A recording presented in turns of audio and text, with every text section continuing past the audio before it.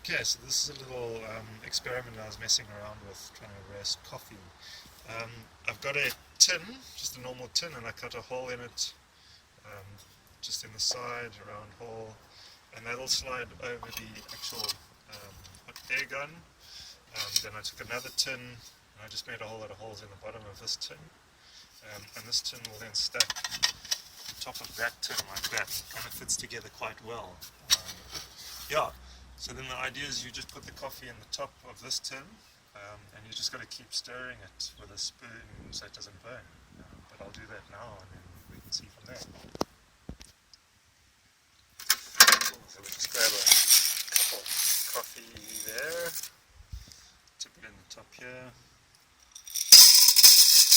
I don't know if we put too much in, but I'm still experimenting with how much you can do and how much you're not. Turn the hot air gun on. Spoon. So I just put the hot air gun to fit snugly in there, and then blows the hot air up through the holes and out the top there. If you hold a hand above there, you can feel the heat. And with this hot air gun, I found that on the first setting it's hot enough, and the second setting it's actually too hot and kind of burns the coffee. So you can see as you start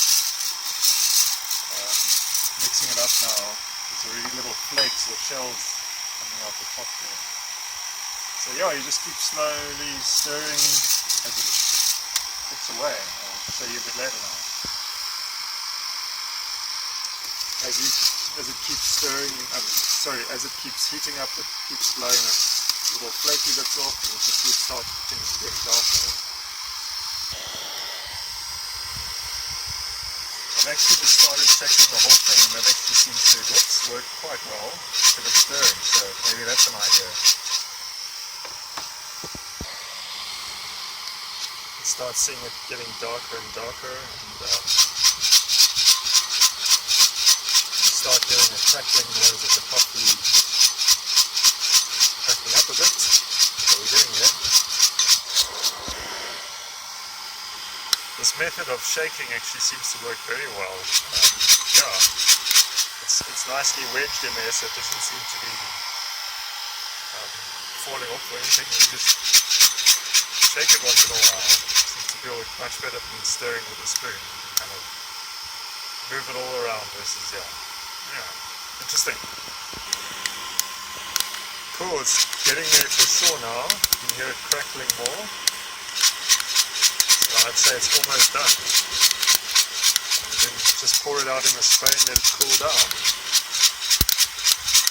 I'm thinking of putting another tin on top of this one, maybe with more holes in it, so that the beans can't actually fall out the top and shake it. But yeah, it's looking good. Let's try that. Yeah, there we are.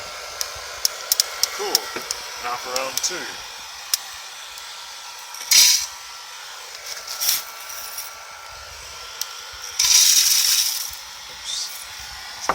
Too many beans in there.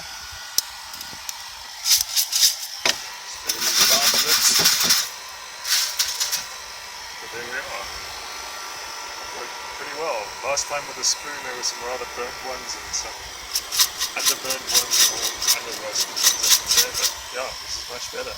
Cool. Let's try this round. Cool, so this is the second batch coming along. I put quite a few more coffee beans in this tin. So be a bit careful it doesn't overflow, but it's when you're shaking it, they don't fall out. It seems to be working okay as well. So yeah, I think with a tin on top it'll help them falling out, or a piece of mesh or something like that. But I think we're onto something here. Yeah, very cool. So yeah, hope you enjoy this. If you feel like roasting your own coffee, this is maybe an easy way of doing it. Started off using a popcorn machine, which is a method a friend suggested, but had ended problems with the thing burning out and melting, the fan disconnecting. So this is slightly more hardcore with this hot air gun, and yeah, it seems solid. The hot air gun's not battling at all, and yeah, it's all good. So roast away then. Cool. So